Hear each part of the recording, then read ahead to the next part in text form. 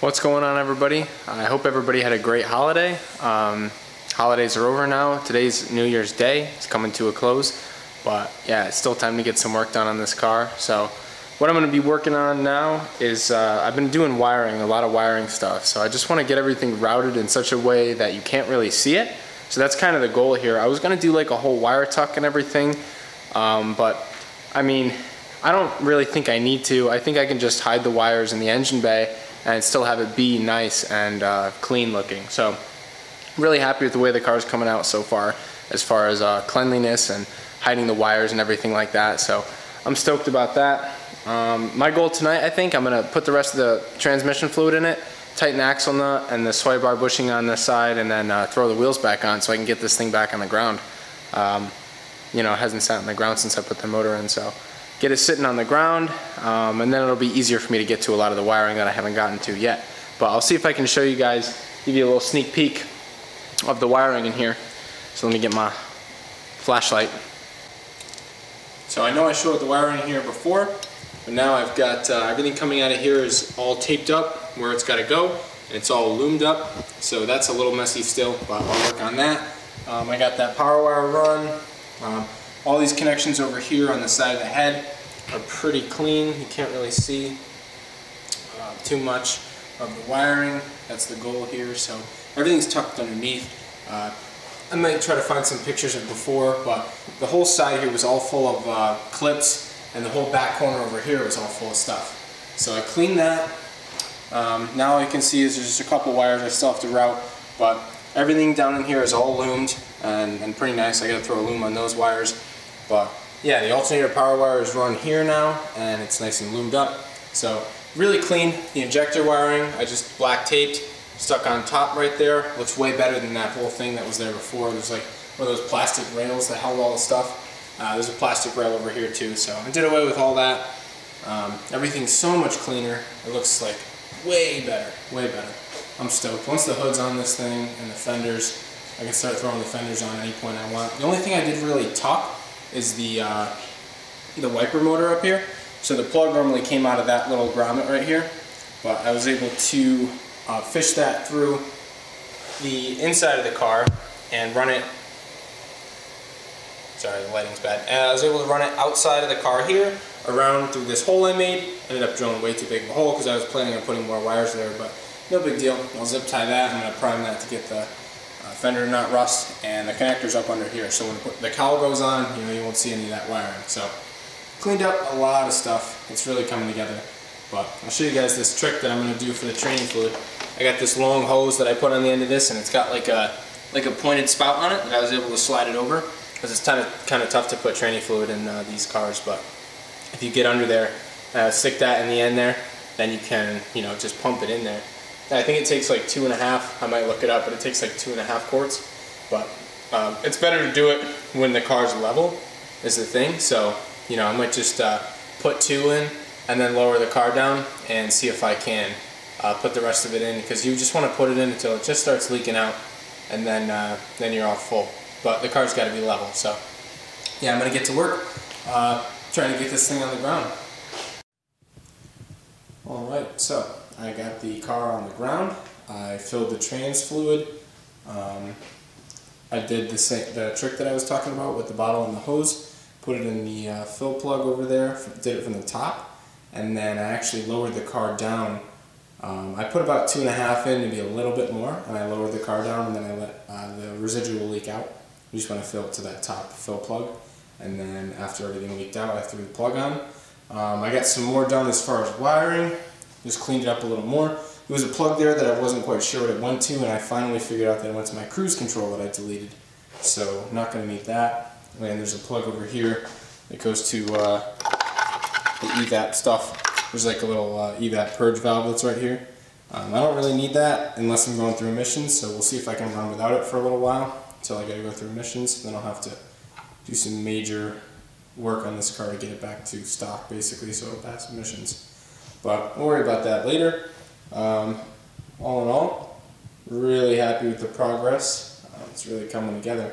But I threw the power steering pump on. All the coolant hoses are now on. I threw the power steering hose on with a new O-ring.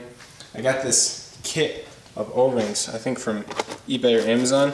Honestly, really nice to have. Just, you know, it's like $7 or $8, but just any size you could possibly want. So threw one of those on the power steering pump, and yeah, we are looking good. Everything is coming together. So threw the wheels on and everything.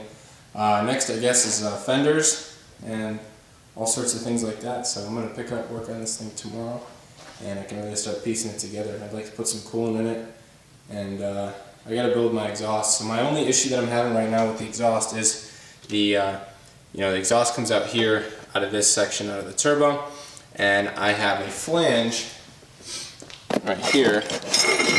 And this flange you're supposed to bolt your exhaust pipe to, but my only concern is once I bolt that down to the turbo here, we're adding a ½ inch, and if I plug the alternator in right here, my issue is that I am really close from the turbo to the alternator, so this is going to have to be a really tight down pipe.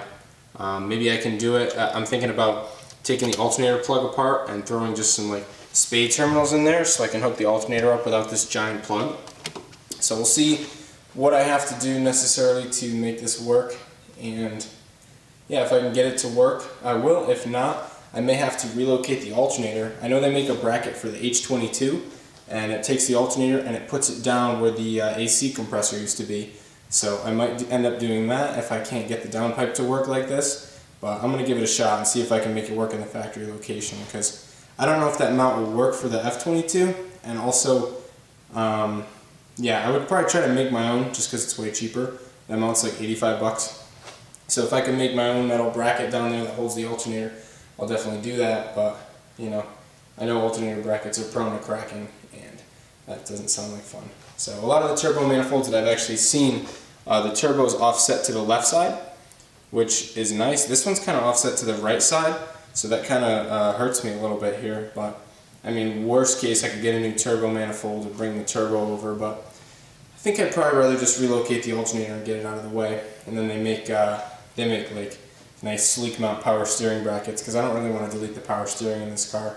I wouldn't mind it, but I feel like if anybody else wanted to drive the car, it would kind of be a pain. And I'd like for other people to still be able to drive the car. So yeah, with that being said, this is probably where I'm going to cap it off for tonight, but I will pick back up on this thing tomorrow, and that'll be just a continuation of this video. So it's the following day, and you know, the car's still on the ground and everything, and right now I just want to try to fabricate a little downpipe so I can actually drive this thing once I get it some coolant in it and stuff like that. So I have the flange that actually came with the turbo, which is right here, this little 5-bolt standard flange. It's got a 2.5 inch outlet. My issue right now is that the alternator is kind of in the way. So when I go and try to put this pipe on here, I'm basically, if I'm not hitting the alternator, I'm like really close to it, and I have the alternator all the way in the up position right now. So I do have to get a new belt for it since I deleted the AC. So even if I got the longest belt possible and cranked the tension on it all the way up, and I had the alternator all the way up, this would still be a super tight fit, and it would be touching the alternator. So what I'd like to try to do is, I'm going to take a little bit off of this edge here to try to bring the angle more like this, so I can try to like route it more like that, so it kind of comes away from the alternator. It's going to restrict the flow a little bit, but it should be okay for now.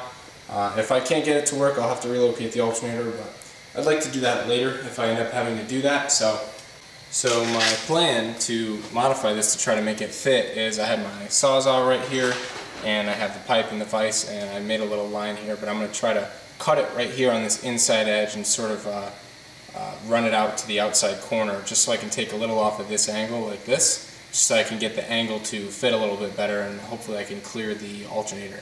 So I'm going to go ahead and try to cut this pipe, and we'll see if we can get this thing ready to fit. I did order a stainless flange, because you don't want to weld carbon steel to stainless steel because they have different heat expansion rates and the welds will crack. So I'm not a good welder by any means, but I do know that, so I got a stainless flange coming, but I should be able to use the carbon steel one to mock everything up. So I'm going to go ahead and try to cut this right now with my Sawzall, and we'll see if we can get it to fit nice without touching our alternator.